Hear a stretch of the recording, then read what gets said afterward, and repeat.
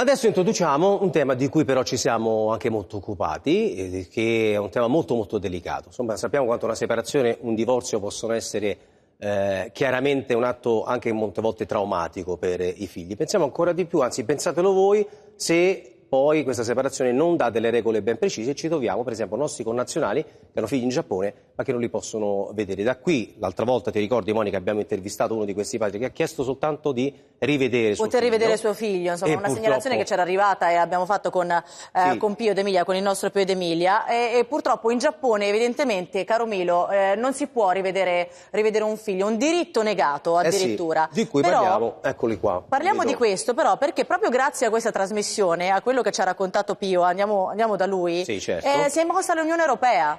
Sì, Pio.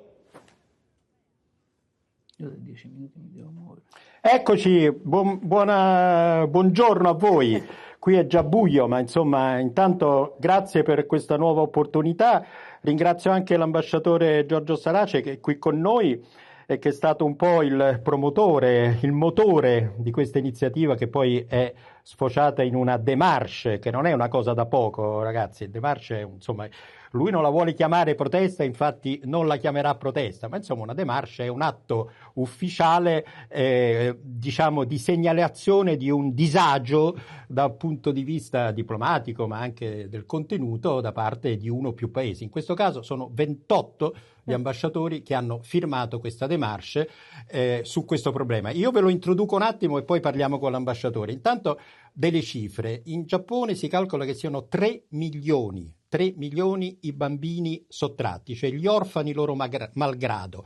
Questo perché? Perché non è un problema che riguarda soltanto gli stranieri, è parte gli stranieri, ma riguarda anche le coppie giapponesi. Perché? Perché in Giappone non c'è il concetto del diritto del figlio, del minore a vivere e a frequentare entrambi i genitori. Insomma, uno dei diritti sanciti dalla Convenzione per i diritti dell'infanzia, che peraltro il Giappone ha firmato e ratificato nel 1994, poi l'ambasciatore magari mi correggerà o confermerà questa data. Quindi sono due le convenzioni che il Giappone non rispetta di fatto. La prima è quella dell'AIA, e cioè della delibazione, dell'accettazione, dell'esecuzione delle sentenze che vengono emesse nei Paesi membri e che poi devono essere eseguite in Giappone, e queste non vengono eseguite per motivi culturali, tecnici, logistici, poi ne parleremo.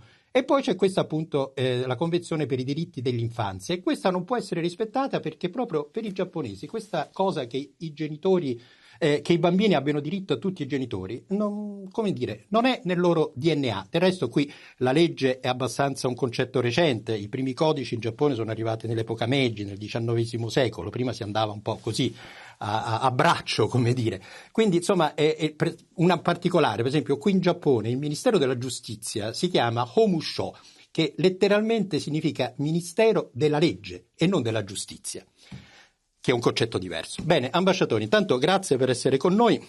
Ci illustri un attimino che cos'è questa démarche. Buonasera, io voglio però fare una premessa sempre in cordiale dialettica con il mio amico Pio. Un Ministero della Legge applica la giustizia, non credo che siano cose diverse. Quello che io credo è che il Giappone, come tutte le grandi democrazie occidentali, sia uno Stato di diritto, ed essendo uno Stato di diritto è importante segnalare alle autorità laddove ci siano delle violazioni del diritto. Esatto. Questa che è stata fatta con i colleghi comunitari su iniziativa nostra, cioè dell'Italia, è stata una segnalazione alle autorità giapponesi da parte dei 28 ambasciatori dell'Unione Europea affinché le sentenze che passano in giudicato vengano eseguite e quindi il potere esecutivo faccia in modo che vengano tutelati i diritti delle persone i cui diritti sono stati violati.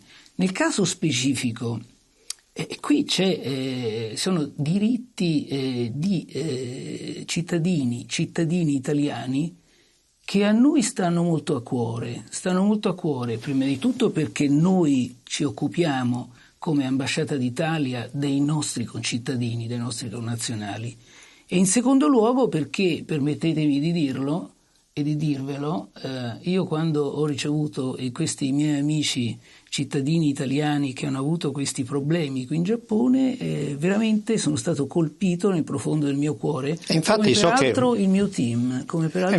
Infatti lei è stato, diciamo, un po' il promotore, l'anima dietro questa decisione, che per fortuna è stata poi condivisa da tutti gli altri paesi, e così ha molto più peso, diciamo. Vogliamo fare un caso specifico che ci ha fatto entrambi un po' stupore, oltre che insomma dolore. Pensate, c'è il caso di un genitore, di un padre italiano, la cui moglie giapponese è deceduta.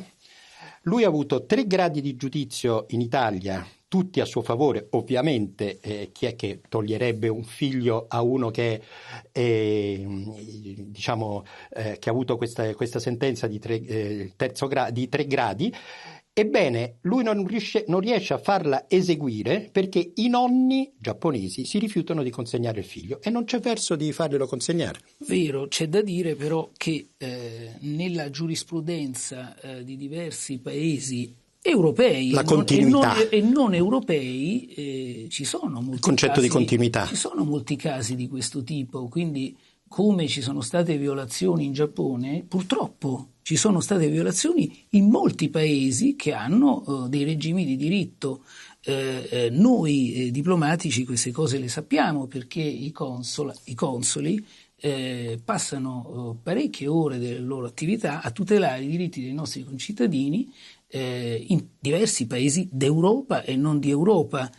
Quello che voglio dire è che quando io sono stato ricevuto in una iniziativa bilaterale dal direttore generale del Ministero di Grazia e Giustizia, qui con tutto il suo staff, ad ascoltare i casi singoli dei cittadini italiani, posso dire con piena convinzione che ho ricevuto enorme comprensione da parte loro e sicuramente conferma di collaborazione a ogni livello. Con questo cosa voglio dire? Voglio dire che è importante segnalare le violazioni, ma è importante anche per i giapponesi, perché come giustamente hai detto ci sono dei problemi di esecuzione da parte delle autorità di polizia, e quindi quante più segnalazioni noi facciamo, certo, possono fare ambasciatore, ovviamente anche la differenza.